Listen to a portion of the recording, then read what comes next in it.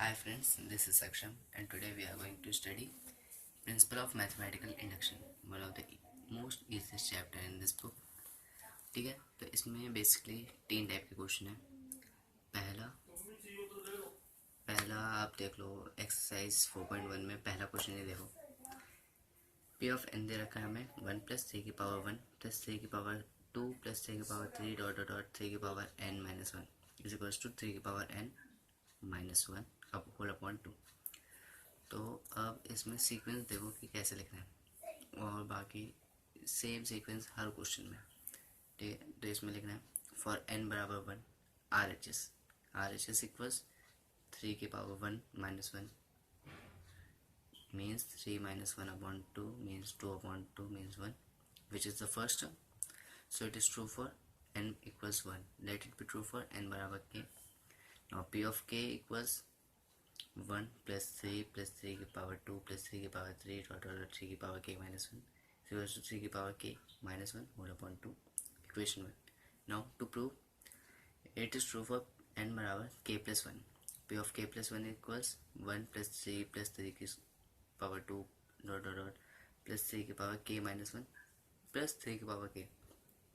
अब 3 की power k कैसे आया कि हमने ऊपर वाले इक्वेशन 1 में जाओ, ऊपर वाले इक्वेशन में क्या 3 की पावर k - 1 लास्ट टर्म थी, उससे पहले वाली टर्म क्या हुई p की पावर 3 की पावर k - 2। अब जब p की पावर k + 1 कर रहे हैं तो 3 की पावर k + 1 - 2 3 की power k - 1 now and last term 3 की पावर k - 1 + 1 मीन्स 3 की पावर k। तो 3 की पावर कहीं से नहीं आया, 3 की पावर k - 1 का ही कन्वर्जन हुआ है, उससे पहले वाली टर्म, ठीक है। उसके बाद फिर अब 3 की पावर k एक्स्ट्रा आया इसमें, तो दोनों साइड में ऐड कर दो इक्वेशन 1 में, 3 की पावर k ऐड किया, सॉल्व किया तो आंसर आ जाएगा जो प्रूफ करना था उसके बराबर। उसके बाद फिर एक स्टेटमेंट है जो लिखनी कंपलसरी है हर क्वेश्चन में, p of k + 1 is also true whenever p of k is true. Hence, by principle of mathematical reasoning, p of n is true for all n belongs to natural number. Then second variety आती है question number 18 में। Question number 18 क्या है, 1 + 2 + 3 + dot dot n तक is less than 1/8 whole into 2n + 1 का whole square. अब for n = 1 डाला, RHS में डाला तो आया 9/8 which is greater than 1। So it is true for n = 1, let it be true for n बराबर k। Now p of k की terms में कन्वर्ट किया to prove it is true for n = k + 1। Now p of k + 1 equals 1 + 2 + 3 + dot dot k + k + 1 equals 1/2 2k + 3 whole square. अब इससे solve किया, मतलब इसके बाद बेसिकली 1-2 लाइन छोड़ दो, गैप छोड़ दो, ठीक है, बाद में देखेंगे क्या करना है। अब 3 वो k + 1 इसमें एक्स्ट्रा आया तो इक्वेशन 1 में ऐड करेंगे, दोनों साइड ऐड किया तो LHS तो इक्वल आ गया, RHS का सॉल्व करते जाएंगे। उसके बाद फिर एक जगह ऐसे आएगी जहाँ पे वो मैच करवाना पड़ेगा ऊपर वाली इक्वेशन से, तो ऊपर वाली इक्वेशन को अगर स्क्वायर को ओपन करेंगे तो मैच होगा, और उससे फिर हमें पता ही है कि a अगर b से छोटा है और b c से छोटा है तो a c से छोटा हो गई।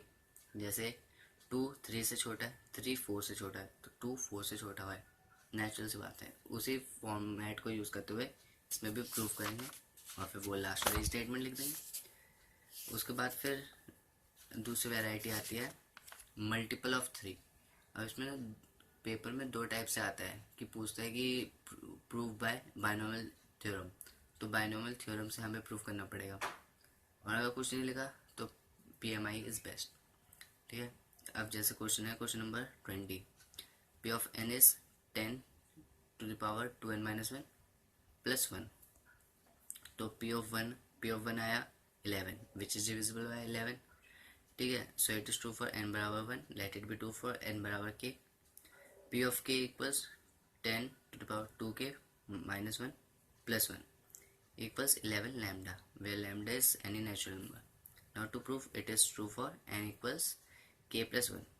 तो p of k plus 1 is 10 to the power 2 k plus 1 minus 1 plus 1 अलग से इसे सॉल्व करते जाएंगे और फाइनली 11 कॉमन आ जाएगा पूरे में से 11 कॉमन आया तो ब्रैकेट में जो टर्म बची उसे अल्फा बीटा गामा कुछ भी मान लो, तो इससे हमें पता चल जाएगा कि ये पूरी टर्म 11 से डिविजिबल है। फिर लास्ट में वही वाली इक्वेशन लिखेंगे और जो स्टेटमेंट है, स्टेटमेंट क्या है, देयरफॉर पी ऑफ के इज, स्टेटमेंट क्या थी, p of k plus 1 is also true whenever p of k is true, hence by principle of mathematical reasoning, mathematical induction, p of n is also true for all n belongs to natural number। बस इस chapter में यही था।